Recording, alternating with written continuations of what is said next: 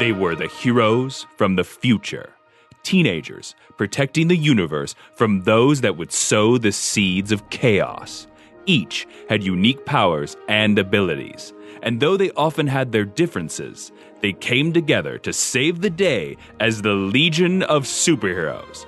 Now you can be a part of their adventures and learn the history of the future in the Legion Clubhouse.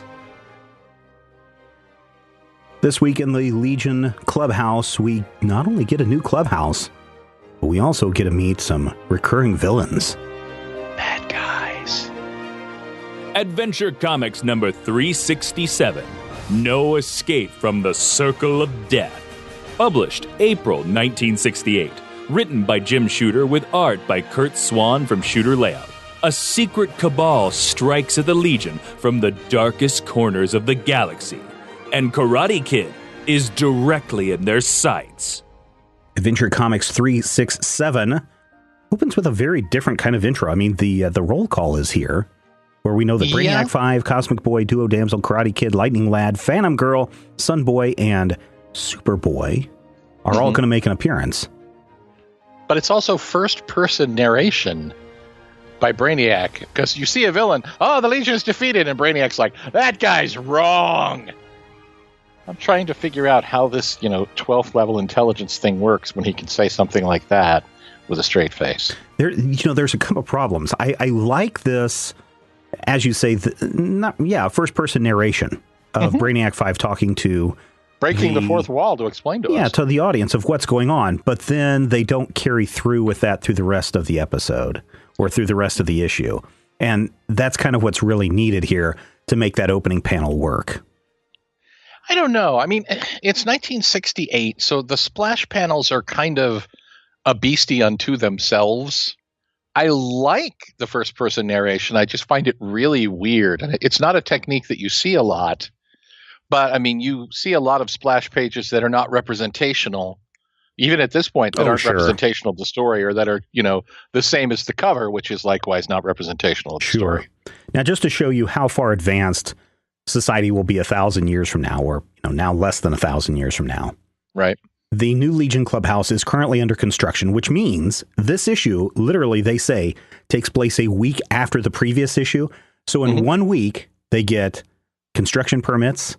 They've done, site specs, to make sure that it's all done. They've leveled the area. They've got their blueprints drawn up and everything. It almost makes me wonder if maybe this escape of the Fatal Five wasn't pre-planned so that the Legion could get their new clubhouse. What they call the boondoggle.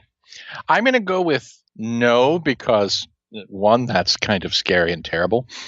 But also, it's the 30th century, and in the 30th century, they have all of this automation. They have fifth dimensional people who come in and have giant brains. They have that Bugs Bunny song when you need something built really fast. Da, da, da, da, da, da, da, da.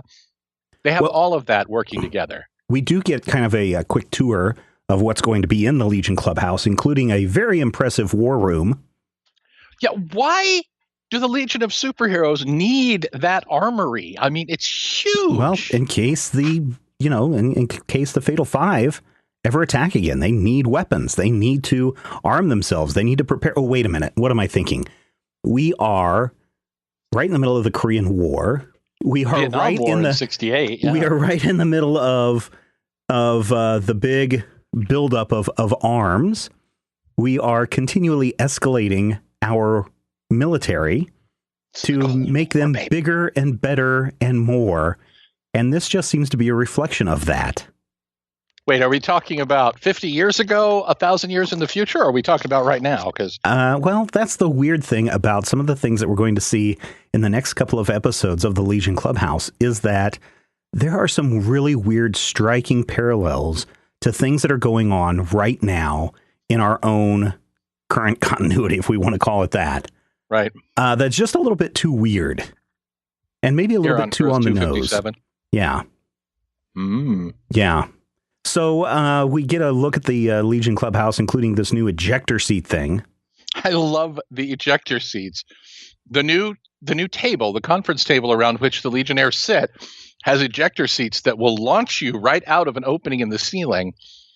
And they actually say, I think it may actually be next issue, but they're like, okay, make sure you've got your flight ring. Yeah. And then they're fired out in this look of pure Kurt Swan joy. And Karate Kid is like, holy crap, I did not see that coming. Yeah, it's a good thing I was wearing my flight ring. Right? Can't you give a guy some warning? I'm like, aren't you the martial artist who knows everything and should be prepared for everything? Well, he knows everything when it comes to hand-to-hand combat, as we'll find out again in future episodes. Now, I do want you to pay attention to the ejector seat opening of the New Legion Clubhouse, because while this page layout follows kind of a very traditional kind of format for comics, we're going to see this ejector seat take on a whole different layout multiple times over the next couple of issues. And there's a weird layout that I'm not sure works. I mean, it's neat when you first see it, but it becomes super annoying after that. So we get a kind of a quick tour of the clubhouse. That's part one. Yeah, we see the memorial room, which freaked me out because the memorial room at this point has only Pharaoh Lad. Right. A big giant statue of Pharaoh Lad. Well, and I have a theory. Okay. This giant Pharaoh Lad, what it happens is the memorial room has a finite amount of space and a finite amount of matter within. So the more dead legionnaires there are, the smaller the statues get.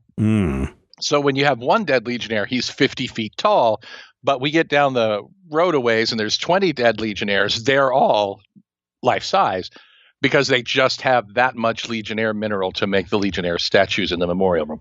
It's called memorialum. Is that what it's called? Yeah, that's what they call it. All right. Well, we also find out some very cool products that people are using to build this new Legion Clubhouse, right? I mean, we've got a Nertron, Manganium.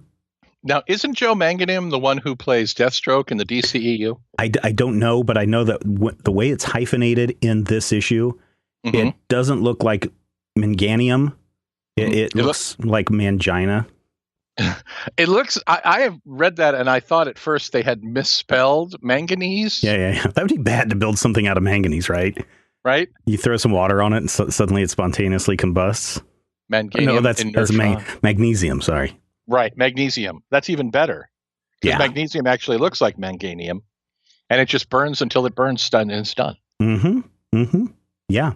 There's also a couple of other things that I like about as they're touring the facility, even though the new building is going to look super modern, and we'll talk more about the architecture here in just a minute. I noticed that Jim Shooter still relies on those old 1930s Flash Gordon type rocket ships.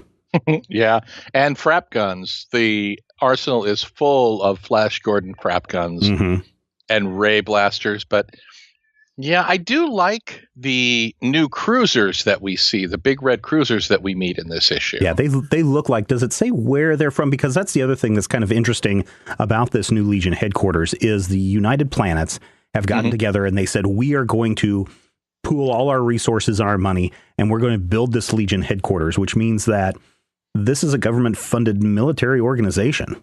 Yep, and of teenagers. As such, it's interesting because we actually start the issue with three bystanders just kind of leaning there and go, you mean the Legion now works for the government? No, exposition over here. And, they make a point of saying that even billionaire R.J. Brand couldn't pay for the amount of stuff that's going in the New Legion Clubhouse. It's a big deal, man. And on top of that, they have all sorts of worlds sending gifts. Yes, gifts and housewarming gifts. And somebody sent them perfect replicas of all of the trophies that were destroyed in the battle with the Fatal Five last issue. That's funny. That's funny. Is. Somewhere on some planet, there's a guy whose job is, okay, they had a planetary chance machine, and they had that. So there's a couple of interesting things that are going on with the architecture of this. We've moved away from a 1950s styling that we saw in the good old days, the very first appearances of the Legion of Superheroes. And now in the 1960s, we are looking at, and especially at this time, we are looking at postmodern architecture that's going into this.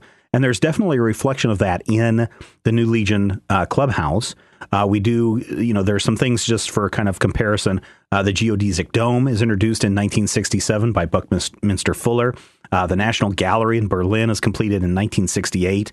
And we are, and I'm going to quote this from a New York Times article, and a charge to eliminate 1960s buildings, as in many cases being led by baby boomers who came of age in the 60s. If you consider yourself progressive, you're always going to want the opposite of what you knew, said Joseph Rosa, the curator of architecture and design at the San Francisco Museum of Modern Art. Nothing that many boomers grew up in modernist houses, meaning that they didn't grow up in these modernist houses. That's what they're liking.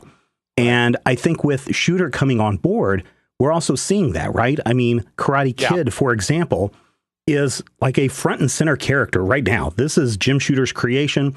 Yeah, sure. Cosmic Boy is over there, and Lightning Lass and Lightning Lad are over there doing their thing. And there's the Superboy occasionally, but really, it's all about Karate Man. And in fact, Karate Kid says that, hey, I'm going to take a couple of weeks vacation. I've earned it. I'm going to go to Japan and hang out with some people. Yeah, we find out in this issue that Val is from Japan, ? Well, yes, because he was an orphan, as we get his backstory, that we find out that he was a little foundling, essentially, but not a foundling in the way that changelings are foundlings. But he does, in fact, get really, really defensive when someone asks him about his parents. Mm-hmm. Which is something that will come up in a later issue. But you guys, right now, if you're putting asterisks on things, put an asterisk next to the question of Val's parents. But he's never actually drawn as in any way Asian until at least the 1980s. Right. And there's a reason for that. And again, we'll look at that when it finally comes up. But let's just say it's not very good. It's not, no. Also, it should be noted, we've talked about this rise of the martial arts and this interest in martial arts, and how in these original issues we're starting to see a lot of karate, jiu-jitsu advertising appear. But now the fact that we're shifting a lot of this story, or a big portion of this story, to Japan, and we're being introduced to characters who are very much like the old master from the Kung Fu series. Yeah, it is important to note that Japan is emerging from World War II and is becoming a major cultural influence in the world. Between 1953 and 1965, the gross domestic product of Japan expanded by more than 9% per year in manufacturing and mining, 13% in construction, 11% for construction, and infrastructure by about 12%. And it's interesting, and he calls it out in dialogue when Val makes it to Japan. There's some futuristic stuff going on, but basically Japan of 2968 has a lot in common with Japan of 1968. Yeah. And he actually mentions that Japan is one of the few places that maintains local cultural flavor, which is interesting because we haven't seen a whole lot of Earth other than Metropolis.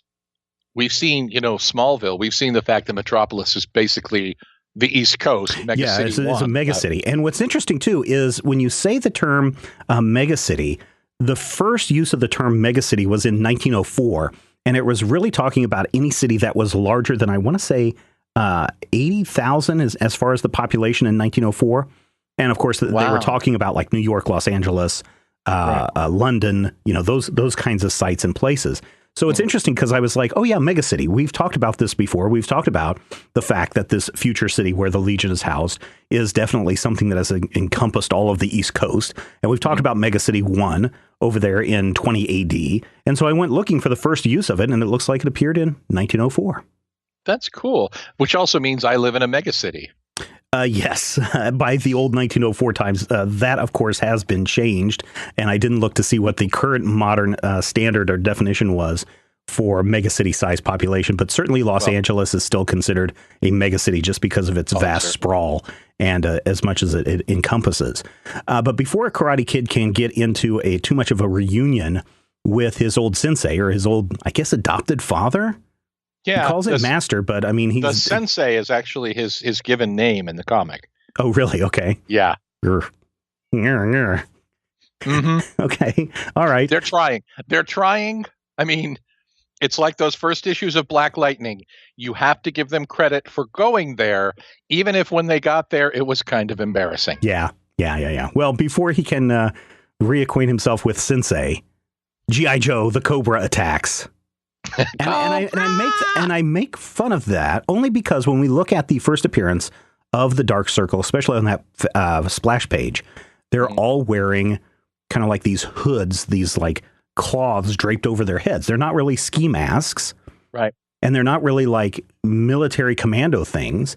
They literally look like, and when we first see the villains in the shadows, especially on the page when they're viewing everything that the Legion is doing, and they're all sitting around their Dark Circle table, they're literally wearing giant towels over their heads. Yeah. And the first thing that comes to mind when you see this is, oh, that's Cobra Commander. No. And then you start but then when you start and realize that several years later, when Cobra Commander is introduced first in Marvel Comics, it's Jim Shooter who brings up the idea of Cobra Commander.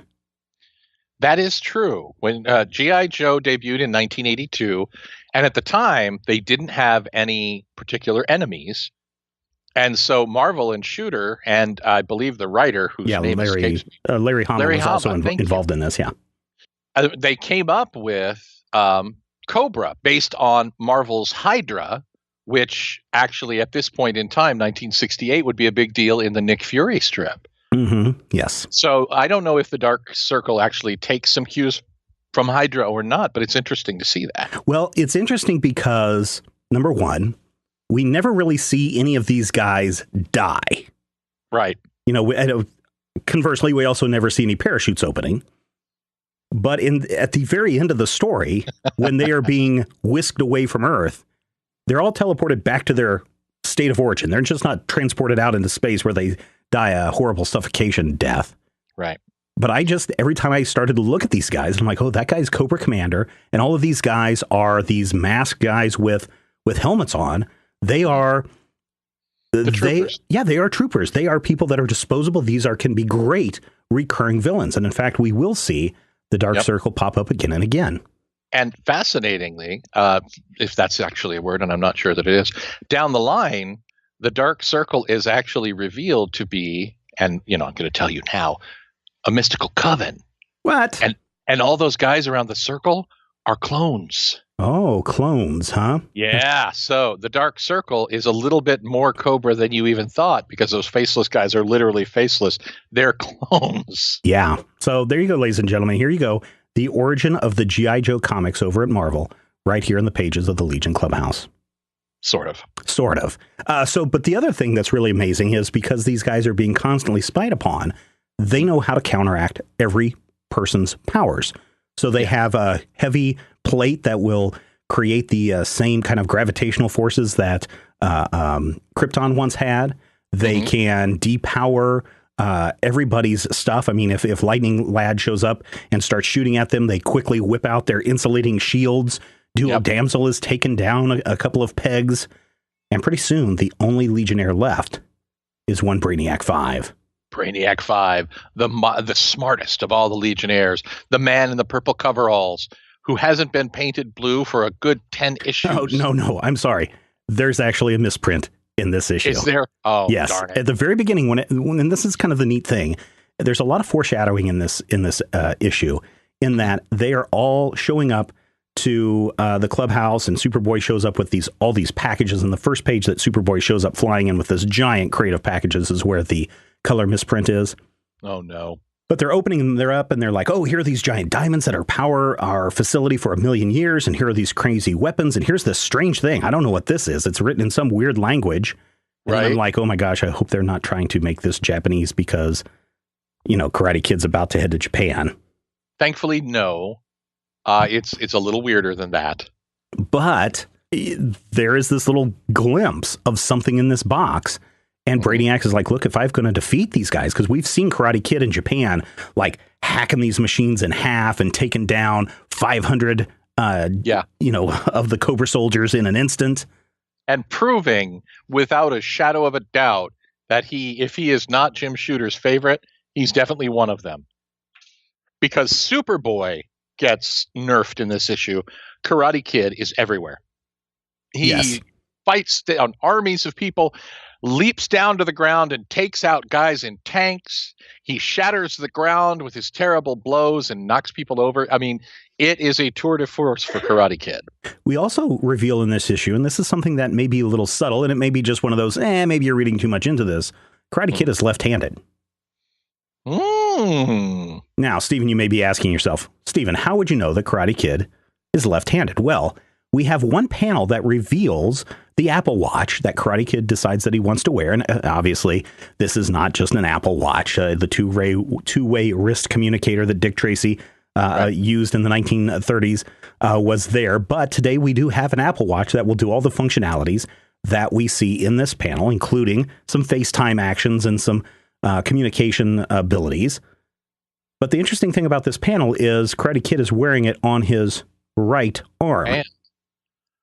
That's an interesting point. Typically, if you are right-handed, you wear your watch on the left. And if you're left-handed, and I don't, this is not always the case, but a lot of people that I know who wear their watch on the right hand are left-handed. So I'm going to say Karate Kid is left-handed here. That's an interesting case to make. So, Brainiac 5, all by himself. 5. Well, not all by himself. There is, and this is great, because there is a literal Deus Ex Machina in this issue. Now, for those people that don't know what a Deus Ex Machina is, Matthew, what does that translate from the Latin?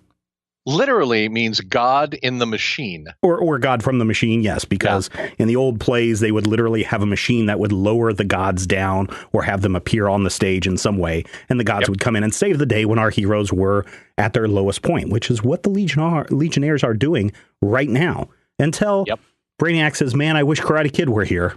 And then Karate Kid is like, boom. Out of nowhere, Karate Kid is there to save the day. And I really thought that, man, those tube cars, which are also introduced in this issue. Hey, in the future, we will travel in tubes. Well, and what's interesting about it is in order to make trips faster, you're essentially drilling through the center of the Earth or part of the Earth to make a more direct line from point A to point B. Mm-hmm. Now, I know Elon Musk is currently trying to do some kind of underground tunnel stuff. Not quite the same, but a little bit kind of the same idea. I prefer to call him by his full name, Elongated Muskrat.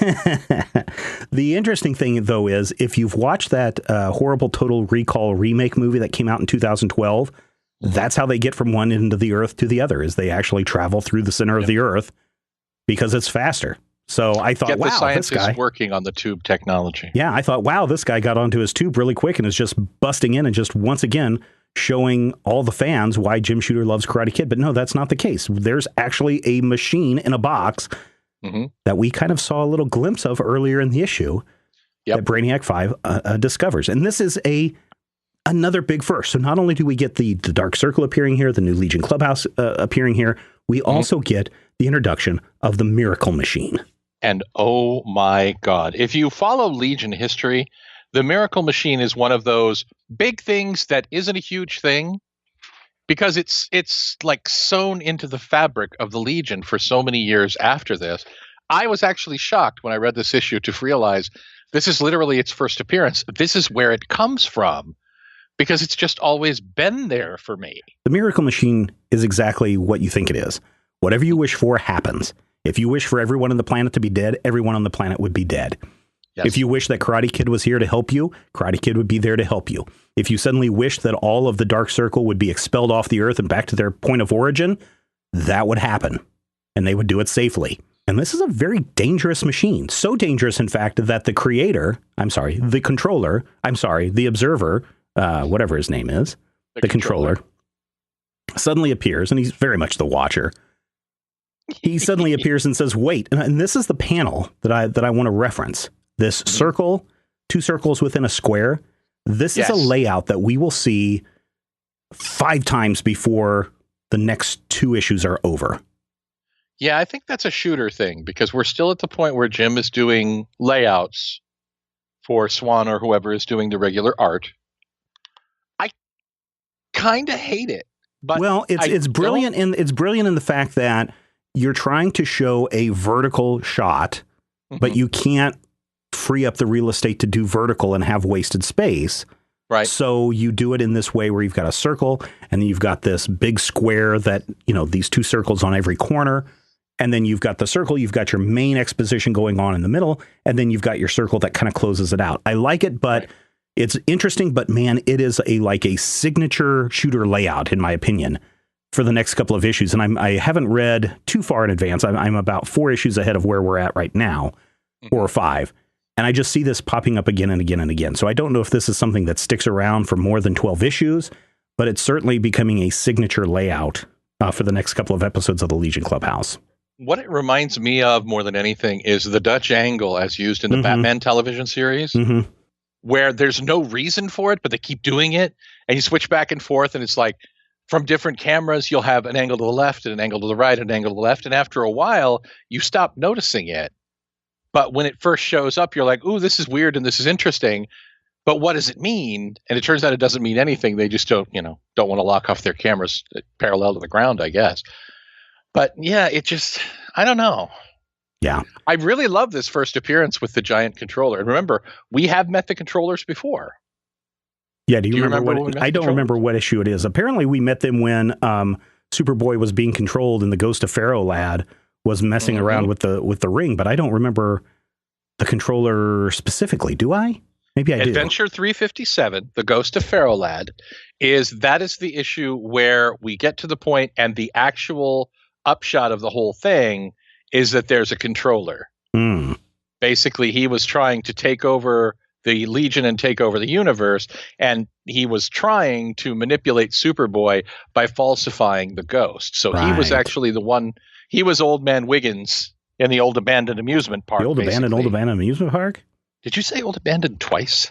So the weird thing is, there wasn't just one controller. There's a whole dimension of controllers. There's a race of controllers. And one of them pops out of the sky and says, wait a minute. Look, we made a mistake in gifting you the Miracle Machine. It's going to cause too much trouble because the next thing you know, someone's going to wish that they could see through clothing or something. And you teenagers with your hormones, it's going to be a big mess. So here's the thing. We are not taker backers. We're not back takers. We are not someone who gives a gift and then asks for the gift back. But I'm just letting you know that the Miracle Machine is like a monkey's paw. And I know you, Superboy, have heard of the monkey's paw. The rest of you, it's been 1,000 years since you've heard that tale. So you may not be aware of it, but just realize that when you make a wish, it has some very super negative consequences. So we're not taking it back. Right. But this is also super dangerous, the most powerful machine in the entire universe. Expect Superman to use this some many years into the future of this story being published in the hands of Grant Morrison. But it's going to cause you guys a lot of trouble. So I'm a controller. There are many of us in our dimension, and you guys have a good day. Bye. See you. Bye. And that's literally me reading word for word everything that happened on that page. That is not you reading word for word. That is you paraphrasing. But nonetheless, choose wisely. He ends, you chose wisely. Because they lock the Miracle Machine in a cube of impenetrable inertron until mankind is ready to use it wisely. Which is to say, until Legion of Superheroes number 250, when it's eaten by Matter Eater Lad. It's interesting because there's so much Chekhov's gun going on in this issue. Yes. It is all over the place. Not only is it that, hey, we've got all these crazy gifts coming our way, and we don't have time to open all of them. What is this weird machine? I don't know. It's got some weird writing on it. Okay, that becomes a thing later on in the issue. We've got Karate Kid who goes to Japan to visit his sensei. Or I'm sorry, to visit Sensei. And we actually see him, I think, chopping a brick of this inertron in half. Inertron manganate, yep. So that is some foreshadowing. And then we also have this thing about, oh my gosh, we need to get this Legion of Clubhouse thing built up quick because we're kind of defenseless. And that's what the Dark Circle is going to use on this. And one of the things that Brainiac 5 uses the Miracle Machine for is to complete the construction of the new clubhouse. And you know, I'm looking at this clubhouse right now and I can't help but see an influence of the United Nations. And what year did the United Nations open? It would have been as far as their New York building. Yeah, because it has that big tall tower, and then it pulls down, and the building kind of spreads out, and then there in the front I don't think there's a giant thing of flags, but there's that big open area. Yeah. The General Assembly building was built in the 1950s. The Secretarial building was completed in 1952. Yeah. So that's what I'm really kind of looking at, was that big tall building, then with the smaller building down in front and the big open plaza. I can see that. I'm just looking at this. I saw this more of the modernist building, which we were talking about earlier in the episode. Also, you got this big sculpture out front of the United Planets with the Earth in the middle, and of course everything revolving around the United Planets, because that's how. I think each one of those little circles represents one of the other United Planets. I'm sure it does, but I just find it fascinating that the Earth is the center of the universe here. Oh, sure. But it's a very cool new building. We're going to see a lot more of it in the coming issues. Yes, but it's a nice looking building. It is.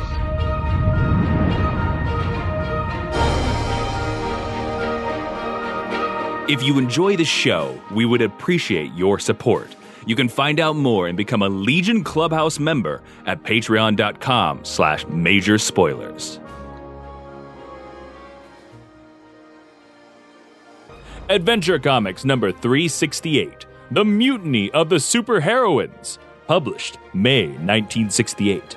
Written by Jim Shooter with art by Kurt Swan from Shooter Layouts. The women of the Legion get incredible boosts and powers, but with a terrible price. Occasionally, Matthew, we get to some issues that I have, what's the word here? A lot of problems with. Yeah, the problem with reviewing material that is 50 years old is, even if it's designed to be ahead of its time, it's still material that's 50 years old. And so we're never going to get away from 1968, no matter how much we want to, in, let's say, gender relation type situations, perhaps. I was having a very interesting conversation with people online talking about, Blade Runner and Akira were set in 2019, and do we look to the past and blame, and not really blame, but one person was kind of saying, do we blame people like William Gibson and the other creators of the cyberpunk movement for creating this dystopian future which we now find ourselves in? Or is this just something that has been sitting in the back of a lot of people's minds, and just because it's sitting there percolating for decades continues to bubble to the surface and cause problems? Right. And unfortunately, when I look at issue 368 of Adventure Comics, The Mutiny of the Superheroines.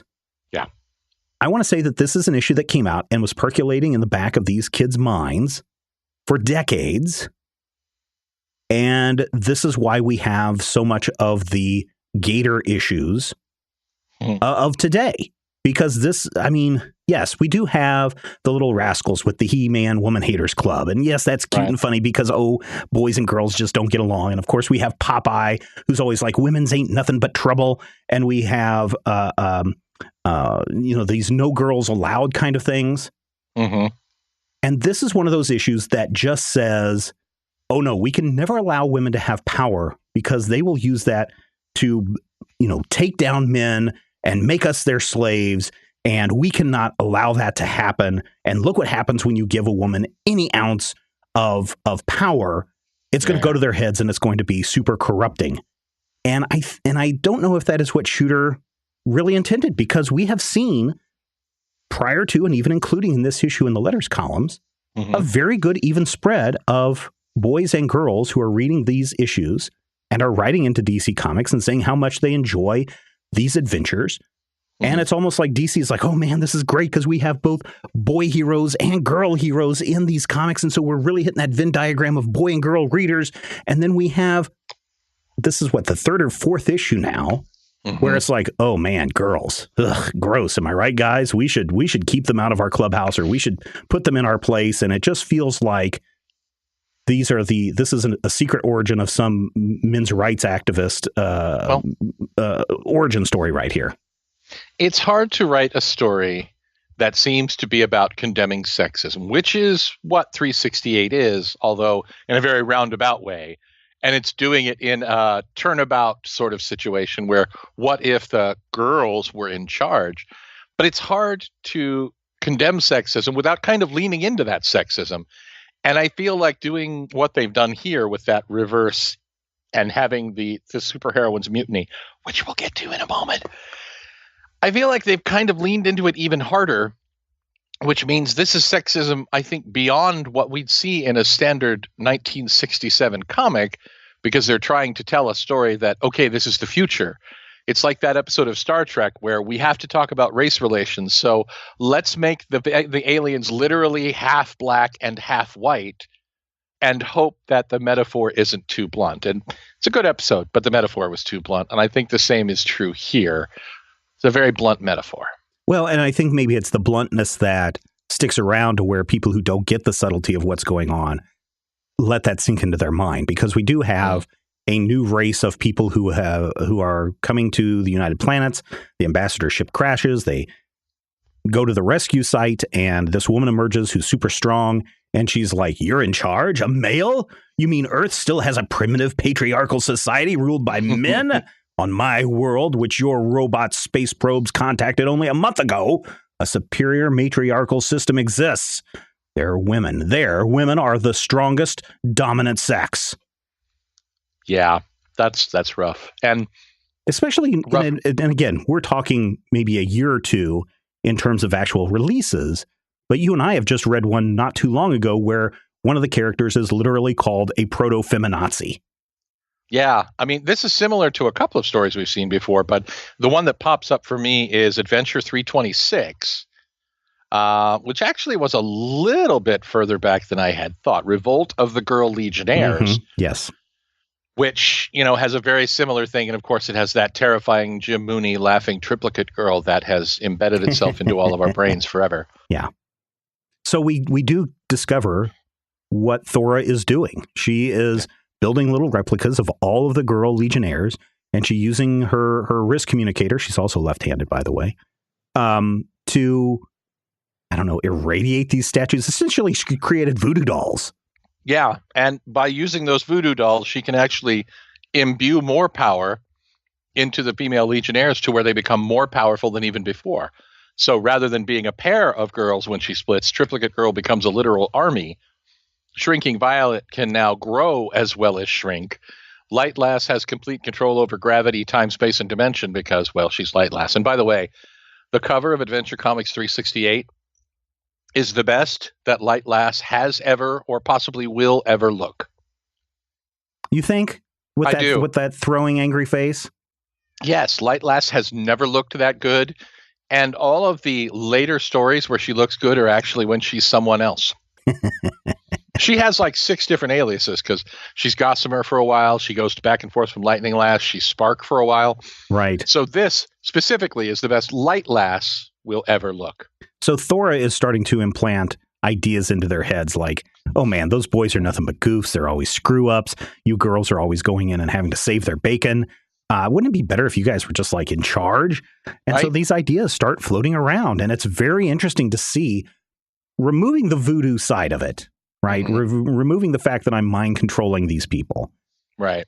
You can see how easy it is to go in and subvert someone's thoughts and ideas. You can go in and you can start to use propaganda to say, have you ever noticed that, man, Brainiac 5 is just not as smart as he really thinks he is, and he's always causing more trouble? Wouldn't it be great if we could enslave Brainiac 5? And then there's like, I forget which character is like, oh yeah, Shadow Lass is like, yeah, I'm going to make him do my laundry. And there's another problem in the issue. And rather than her super brain or the logic or the power of Krypton, it's actually the fact that Brainiac 5, her crush, is being threatened that causes Supergirl to question for the first time whether or not she's on board with this whole taking over the world and being evil kind of thing. Mm-hmm. That, and of course, early in the issue, we see the Legionnaires moving into their new headquarters, and there's a sewing circle where all the female Legionnaires get together and are sewing new curtains for the quarters in the headquarters. Yeah. And they're like, hey, let's sew some curtains for Brainiac 5. What color does he like? Tee-hee. And I feel like, and it's just me, in 1968, that is played. So, okay, at the very beginning, I said I don't like this issue because It is essentially creating thoughts and ideas in people's heads, just like Thor is creating thoughts and ideas in people's heads to say, hey, wouldn't it be good if we kept women down? Or, watch out for these feminazis. And, Right. hey, man, you got to stand up for yourself because these women are coming after you. These kind of messages are very subtle.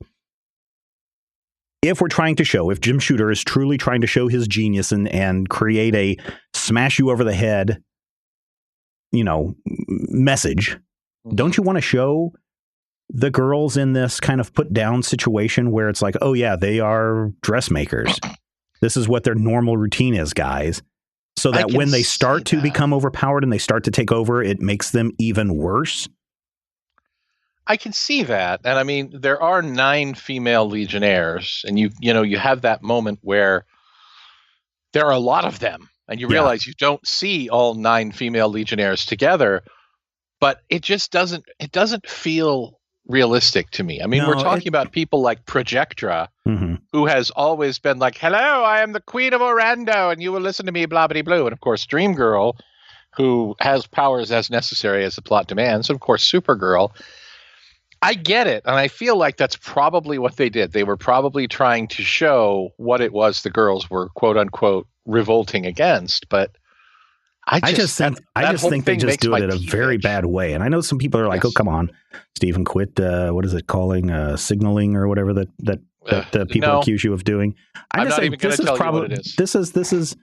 This is problematic to me. I think for the longest time, and this goes back all the way to Otto Bender with the introduction of the Legion of Superheroes, where you had these heroes respecting each other to the point where you had Saturn Girl as the president for the longest time, where, hey, we're just, boys and girls, we are a team. We have to work together. We don't really see each other as better than the other until we have to go into that really weird, uncomfortable scarlet fever thing that the girls had.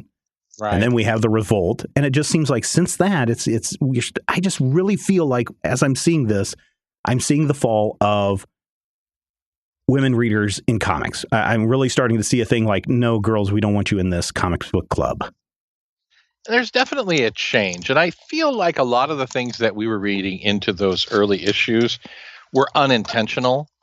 Because if we look at the point where the Legion is evenly split, where it's 3 girls and 3 boys, or actually at one point 3 girls and 2 boys, that didn't happen because they wanted to have more girl heroes. It happened because they had a Supergirl story to write, and they wanted her to have 3 Supergirl friends. Yeah. And so you get to a point in the story where I feel like we may have ascribed intentions that weren't there, and now editorial is becoming aware of these intentions, becoming aware of these things that have slipped into the story, and they're trying to, quote unquote, fix them. So we get this moment like the sewing circle, and I just, it's not easy to read this issue, even with some lovely Kurt Swan art. No, there's some really great art and there's some great action. And I really like the fact that, we really are seeing a lot of the female characters step up and really show what could happen if they had these powers. It's great to see a million duo damsels running around, just running over a wall, just inundating all of the bad guys. And I love Projectors showing up and scaring off this giant Norway octopus thing. Narwhal. Yeah, it's really cool. Or even Shrinking Violet. She's able to grow both sizes. When did Hank Pym? Violet. When did Giant Man become a thing? 1964. Okay, so Giant Man has been around for a while. So why shouldn't Shrinking Violet be able to both grow and shrink?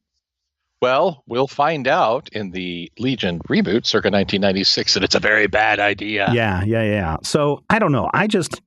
This issue is really problematic. I think if you're going into it, don't go into it looking for a great story or even a great resolution, because Thora ends up killing herself.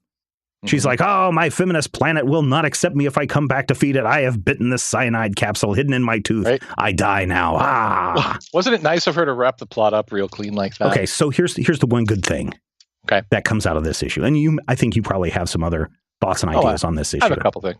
But the very last panel, as they're looking at this dead body on the floor, both Brainiac 5 and Supergirl have their arms around each other. It's really subtle. Her arm is behind his in the back. It's not like they're over each other's shoulders. It's this very kind of loving, subtle thing where Supergirl has her arm wrapped around and is touching Brainiac's back, and Brainiac has his arm wrapping around behind Supergirl's back. And I like it. I think that's nice. It is nice. The art really is the best part of it. And one thing that this issue does have in terms of, historical real world thing, this is the last issue inked by George Klein. Okay, now who is George Klein? George Klein, for a very long time, was Kurt Swan's inker. He was the guy that we went to. Klein was involved in some of those earliest Legion stories, especially in the covers. And in 1968, Klein actually left DC and went over to Marvel Comics. It does not have a happy ending, though, because he later passed away in 1969. But yeah, Klein has been kind of part of the Legion in a very subtle role. We haven't really even talked about inkers in these stories, really, to speak of, because first of all, in the 1950s and 60s, it's hard to find out who did the inking. Right. We don't even know who did the pencils on some of these books, but George Klein is basically the one who makes Kurt Swan from 1961 to 1968 look like Kurt Swan from 1961 to 68. And after this, we will see a change in tone from Swan with different inkers as we go on. I believe Murphy Anderson at some point comes around and everything just goes completely nuts at that point. But we'll blow up that bridge when we come to it. One more thing that I want you to look at. Remember I said the ejector seat layout? And we were just looking in the last issue that had the giant square panel with the two circles. Yep. In this same issue, as they're ejecting out of the top of the Legion Clubhouse, the circles are now much, much bigger, but we've got this kind of vertical strip of them launching out of the clubhouse. And it's this exact same layout again, where we've got bubble, square panel bubble, and then a rectangle down at the bottom that could either be one or three panels. Yep. And it just once you see it, you cannot not see it. You can't unsee it. Yeah. And, again, when you look at just the breakdown of the art in this issue, it doesn't make up for the story being, I don't want to say anachronistic. I don't want to say bad. So I'm going to portmanteau them into bad-astronistic, which probably isn't even a word. Certainly isn't even a word. But I really do enjoy a lot of the weird, wild layouts. There's one panel that always sticks out to me that if it were a camera shot, it would look weird and out of place because the female Legionnaires and Thora are in the background, and in the foreground is this giant invisible kid hand. Yeah. I'm like, why is that there? And it feels like we're in the middle of one of those, pan shots where they're going in a big circle around everybody, and we just caught one freeze frame moment of it. It looks really weird, but I also really kind of love it. Well, Matthew, we have come to the end of another Legion Clubhouse, and this is fascinating. This is the one where I did a lot of research trying to figure out what's going on in the times and the architecture and all that kind of fun stuff. This was a pretty, I think it's evenly split. I think we had one really good story and one story that's interesting but problematic. Right. But what did we learn this week? We learned that Kendro Boltax, who was the president who was impersonated by Universo, is still the president at the time of these stories, which means that Shooter is paying attention to continuity. I think we also learned this week that even though the Legion is great as a team, they're also very powerful individually. And most importantly, we learned that Princess Projectra will punch you right in the face. That wraps it up for this installment of the Legion Clubhouse. Thank you so much for checking us out and downloading. And thank you, everyone, for spreading the word and writing some great reviews for us up on the Apple Podcast website. And, of course, using your Twitter voice to share your love of the Legion Clubhouse. Let's get some more people over here and involved and talking. And, of course, if you have any questions or comments, you can write to us at podcast@majorspoilers.com. So until next time, Hey, it's that boy. And I'm Bad Dad Lad. The Legion Clubhouse is a production of Major Spoilers Entertainment, LLC, and is produced by Steven Schleicher.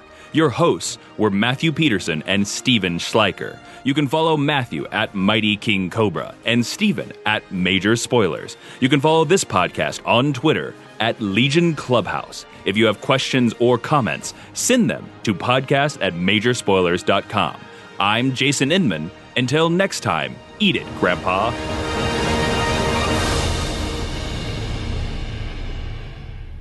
This podcast is copyright 2019 by Major Spoilers Entertainment, LLC.